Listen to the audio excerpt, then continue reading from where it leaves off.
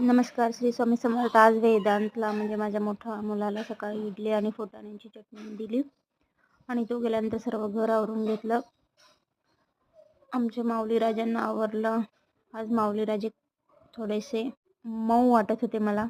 त्याला 4 बदाम आणि 1 इडली दिली आणि मिस्टरांचा मिक्स व्हेज अशा पद्धतीने डाळ, टोमॅटो, थोडंसं भोपळा असं घालून भाजी करून दिली आणि मी पण अर्धा पेरू खाल्ले.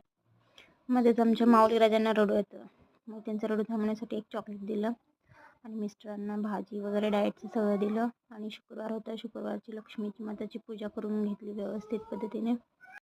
ही पूजा करताना माऊ येऊन मला सारखं मध्ये मध्ये डिस्टर्ब करत होता. केळी ठेवलेली केळी उचलून नाही, कुठं माझी फुलं उचलून नाही, रांगोळीचा डब्बा उचलून नाही, कुंकू उचलून नाही. तर असं त्याला धरपकड करत करत मी पूजा करून घेतली